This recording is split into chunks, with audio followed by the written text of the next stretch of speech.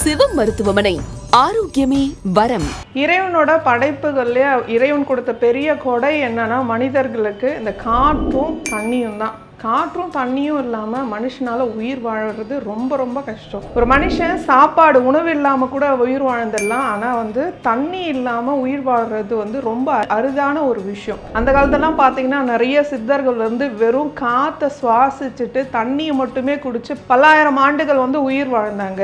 அந்த அளவுக்கு ரொம்ப முக்கியம் தண்ணி. ஸோ ஒரு நாளைக்கு ஒரு மனுஷன் எந்த அளவுக்கு தண்ணி குடிக்கணும், அந்த தண்ணி குடிக்கிறதுனால எந்த அளவுக்கு பெனிஃபிட்ஸ்ன்றதை பற்றி இந்த டாப்பிக்கில் தெரிஞ்சுக்கலாம். தண்ணி நிறைய குடிக்கிறதுனால என்னென்ன பலன்கள்லாம் கிடைக்கும் அப்படின்னா, ரத்த ஓட்டம் சீராகும், சிறுநீரகத்தோட செயல்திறன் மேம்படும். அதாவது நிறைய பேர் மலச்சிக்கல்னால ரொம்ப கஷ்டப்படுறாங்க. அப்படி மலச்சிக்கல் இல்லாமல் இருக்கணும் அப்படின்னா தேவைக்கு தண்ணி குடிச்சிங்கன்னா மலச்சிக்கல்ல இருந்து ஒரு முழுமையான ஒரு தீர்வு கிடைக்கும். அதோட பார்த்தீங்கன்னா செரிமணம் எளிதாகும். நம்ம தேவைக்கு தண்ணி குடிக்கும் போது தான் செரிமணம் எளிதாகும். உடல் வெப்பம், நிறைய பேருக்கு பாடி ஹீட் அதிகமாகுது இல்லையா, அந்த பாடி ஹீட்டை குறைக்கிறதுக்கு தேவைக்கு தண்ணி குடிக்கணும். ஸ்கின் நல்லா டோன் ஆகணும், இறுக்கம் அடையக்கூடாது, ஈஸியாகவே ஏஜ்டு லுக் இருக்கக்கூடாது அப்படின்னா தண்ணி நிறைய குடிங்க. உடல்ல அமிலத்தன்மையை கட்டுக்குள்ள வைக்கும். அதே போல தலை சுற்றல், படபடப்பு, மயக்கம் அந்த மாதிரிலாம் இருக்காது. ஏன்னா தண்ணி குடிக்கவே இல்லைன்னா கண்டிப்பாக இதெல்லாம் இருக்கும். ஸோ தேவைக்கு தண்ணி குடிக்கிறது ரொம்ப அவசியம். முக்கியமாக பார்த்தீங்கன்னா குழந்தைங்கள் ஒரு 6 மாதத்துக்கு வரைக்கும் தண்ணி அதிகமாக தேவைப்படாது. ஏன்னா தாய்ப்பாலே அவங்களுக்கு போதுமான அளவுக்கு நீர்த்துவத்தை கொடுத்துரும். அதுக்கடுத்து ஒரு 3 வயசு வரைக்கும் பார்த்தீங்க அப்படின்னா